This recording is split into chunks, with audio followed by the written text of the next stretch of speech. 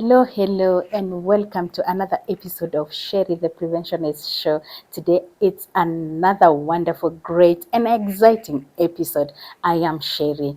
I am so privileged to have a guest who is going to help us open the mics because it is 2025 and the topic that we're going to discuss today, it is still a secret. There's so much stigma and shame surrounding it. I am talking about menstrual health. I have my guest today, Madam Faith Masika, who in a while I'll be bringing on set, and she'll be breaking it down, and she'll be telling us why are we breaking the silence, why are we opening the mics, why are we saying that put up the volume. The volume is too low for menstrual health. So Faith is an expert. She's so experienced. She's so passionate about this topic, and she's going to help us break the silence. And without further ado, let me welcome my guest. Madam Faith. Yes, Hi, Sherry. how are Hi, you? how are you? Good to have you. Happy to see you once Nice again. to see you. It has been a minute. We've known each other for quite some time. Yes. But my guests and the viewers do not know you.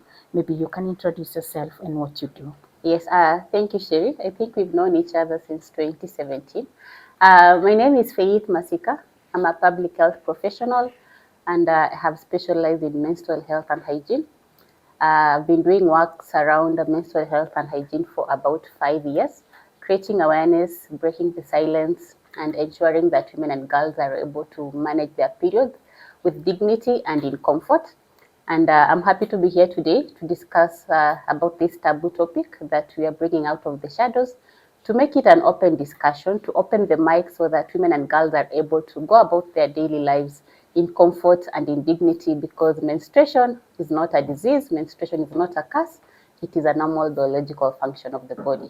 Thank you, and back to you, Sherry. Of course, you say that if you're not a menstruator, You are a person living with menstruators. you are living with a menstruating person. So this conversation, it's not only for women, and it's also for men, and it's for everybody. So Faith, why menstruation? I mean, you are a public health professional, and there are so many areas when you talk about public health. You know, you can be an epidemiologist, you can be an engineer, you can do health education in many other aspects, you can be in foods. Why specifically menstruation? First and foremost, there's no topic in school taught as menstruation, especially in campus. So it is something that I developed passion while I was a volunteer at the Ministry of Health. By then, the ministry was developing the menstrual health and hygiene policy for Kenya. Yes. And while I was volunteering, I got a chance to be trained as a trainer of trainers in menstrual health and hygiene. And that is where now my passion for this subject came about. And as I mentioned earlier, it is a taboo topic. In most communities, we rarely talk about this issue. We've left it to women. Men are not involved in this discussion.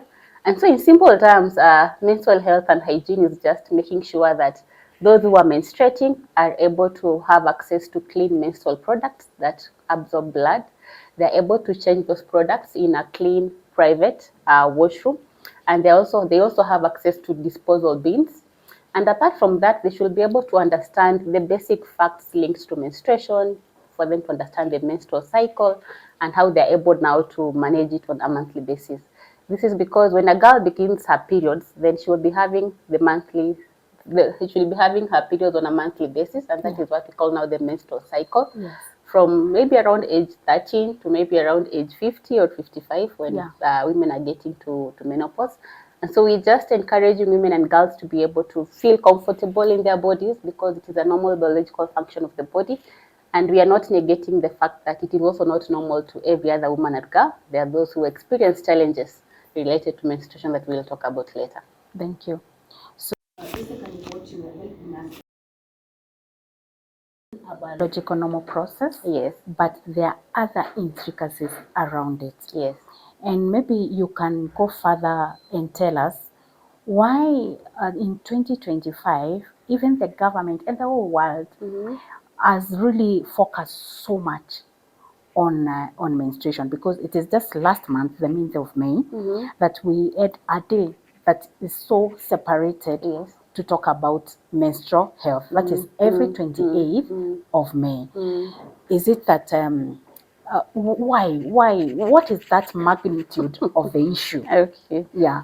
Yeah, so the magnitude of the issue that has even made the world to set aside May 28th as the World Menstrual Hygiene Day, it's because this is a normal biological process of the body. It is a landmark change for girls as they're growing up, because when you get to puberty, a girl will start having her periods. That means that her reproductive organs are maturing. But this has been a neglected topic. We've not been talking about it for quite a long time. And it's only last year, I think June 22nd of 2024, that WHO called for the recognition of menstrual health as not just a hygiene issue, but also as a health issue. And this is because girls have been suffering in silence. Some have been dropping out of school because of lack of period products, also lack of facilities in school to support them manage their periods. Women are also suffering in workplaces in silence because when workplaces are not supportive when they're on their periods, then some might opt to stay at home during their periods, and so they are missing out on being productive. They are missing out on even earning an income. Yeah. So it is a challenge that is affecting women and girls globally, not just in Kenya. And the fact that it is a taboo topic, Yeah. uh, there are communities where girls and women are using unhygienic materials to manage their periods. Just here in Kenya, there are girls who will sit on soil because sanitary towels are not readily available, Yes. or they are expensive, or they are living in remote villages that there are even no means of transport. Yes. There are those who are using feathers, goat skin, and so with that, then it also brings about other health challenges, because when you're using a product that is not hygienic, then you are Yes. also exposing yourself to other health challenges such as infections of the reproductive tract, infections of the urinary tract. Yeah. And so we just encouraging to have open conversations to support women and girls to have access to quality products that Yeah. are safe, that will not affect their health, and also for them not to miss out on activities. Yeah. Because we did a study, I think in 2022, and we found out that about 17% of women miss out on social activities when they're on Wow. their periods, because some might not afford their pads. Yes. There are no facilities to support them manage their periods in various social sites. Yes. And also girls miss out on school because of periods. And for girls missing out on school, it was not because of lack of sanitary towels, it was because of period pain and the fear of others knowing that they're on their periods, and also the fact that schools don't have sanitation facilities to support girls be able to change their pads when they're in school. So those are some of the issues that we are now trying to discuss, to bring menstruation out of the shadows, so that leaders can be able to give attention to this normal biological function of the body. Yes. By allocating resources, Yeah. by supporting in having facilities that are female friendly, Yes. so that we can have a We gender will, equal just world. to cut you short, Yes. we'll go into that. Yes. Because I know you have a very exciting program that you're running about workplaces. Yes. Because most of the time people think that, if I have the product, that is enough for me. Yes. But there is other things which you'll Yes. tell us about. I want us to go back to relationship between education and menstruation. Yes. What is the relationship and how is menstruation affecting education? Because menstruation is not only a health affair, Yes. it is a human right affair, it is also an education affair. Yes. So how is it affecting education in our country? Yes, thank you so much for that. And you've rightly mentioned that this is a human rights issue. It is unfortunate that it is not explicitly mentioned in any of the human rights, and neither is it explicitly mentioned in any of the sustainable development goals. But we have clear linkages on how menstrual health and hygiene is affecting education, is affecting gender equality, is affecting health, is affecting even workplaces and sustainable productivity. These are some of the sustainable development goals. So focusing on education, menstruation affects education in various ways. One, when girls don't have the pads, then they might be missing out of school for about 5 days. Yes. Of 5 days every month. Yeah. So those are days that they are missing out on education. Yeah. Number two, they are also not able to participate in activities in school, in extracurricular activities. I've met ladies who've shared their stories of how one was participating in a regional athletics event, and she was using a piece of cloth. And so as she was running, the piece of cloth fell in the field. She was the first one. She was Yeah. leading the race, Oh, I but can she had imagine the to shame. disappear, Yeah. just pass through the crowds and run away, go home and forget that she was ever participating in a race. So you can see that women and girls have missed out on various opportunities because of menstruation. Menstruation. So there's the aspect of missing out on school. There's the aspect of not being able to participate in social events. And then when girls are not well informed, then their confidence and self-esteem It levels are goes down. affected. Yeah. And so that means that they're not able to compete at par with the boys. Yes. And so that is why we need to really champion for menstrual health and hygiene, especially in schools, for girls to be able to compete at the same level as their counterparts. This is because education is a right for every child. Yes. And we should not be having children or girls missing out of schools because Yeah. of sanitary towels. Yeah. Yes. So thank you so much for that, Faith. Mm. Before we go to workplace, Yes. where I know your heart is, Yes. I am still with the girls. Mm-hmm. The trauma associated Mm-hmm. with it, Mm-hmm. the shame associated Mm-hmm. with it. Mm-hmm. You know, they don't have even anybody to talk to with Yes. that conversation. Mm. So who should be talking to the girls? Who should be giving them the information? Because Mm-hmm. you've told us if we have to break the silence, Mm. women and girls need to have information. Yes. So who is to give the information? Thank you so much for leading that, for bringing that aspect up. We come from homes. You were once a child and you had parents. And it is quite unfortunate that parents have left the responsibility of educating their children about changes that happen to their bodies as they grow up to teachers. Yeah. So from the study that we did, 53% of the girls learned about menstruation from their teachers. Wow. Only about 20% got the information from their caregivers. So this means that as a society, we have left that role to our teachers to teach our children about changes that are happening to them as they grow up. Yet it is a role that parents should really be the first teachers to their children. Yes. And so we need to create awareness. And I cannot also blame the parents. This is because of how we have been socialized Yeah, culturally. that's how we are That socialized. girls and women should talk about their affairs, men should not know about it. Yeah. And because of how we have been socialized and our cultures, then now there are so many myths and taboos around menstruation. Yes. That when a girl is on her periods, her father should not know, no one else should know. And so we've brought it as we've made it a secret topic. So we have limited chances of men even getting to understand what is menstruation. I've heard stories of men who learned that girls get menstruation when they had married their wives. So someone is just told for the next 5 days you're not going to touch me, and the man is shocked like what is What are you talking happening. about? Yes, Yeah. and so because of that culture of silence, then now we have let me say we have isolated other people from getting to understand about menstruation.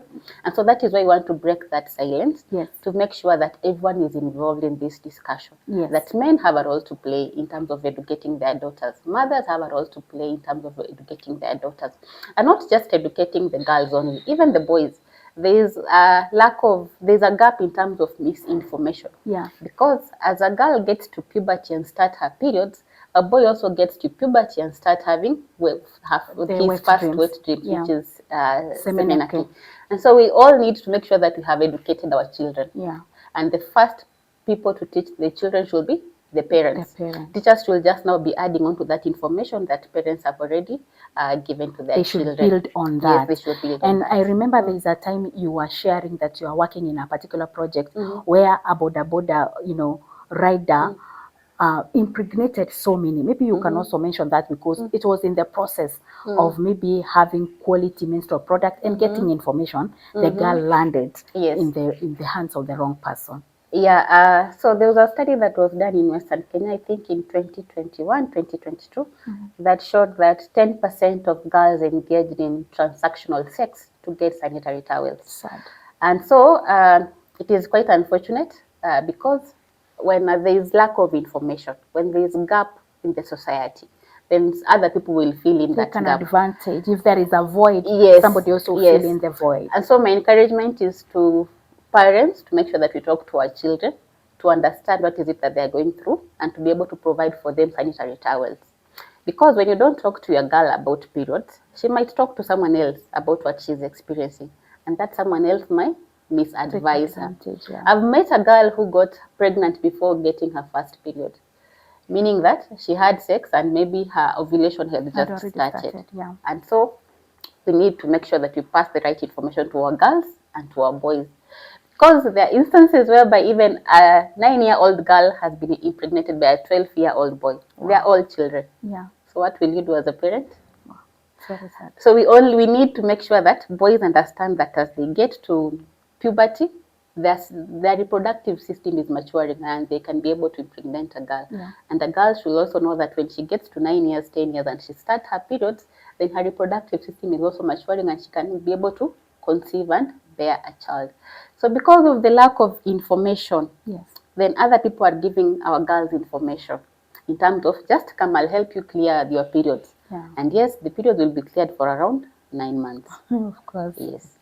Meaning that girl is pregnant. It has been cleared, but with another problem. Yes, yes. Yeah, so thank you, Faith, for that. And if you're watching us, what you're being reminded is, parents, it is your responsibility to give your child the right information. It is not the responsibility of the teacher. The teacher is only doing a build-up from what you started at home. Another thing that Faith has talked about is that a child can start menses even as early as 9 years. Yes. Yeah, so it's not the traditional way. People thought that at 12 years, that is when the adolescence changes start, even as early as 9 years. So we are opening up the mic and we are making our home safe spaces for our girls and boys, so that children can be able to ask their parents questions in their normal environment. Yes. And parents can be able to give correct information. But what is that challenging us as parents? We should be informed. We have to go ahead of our children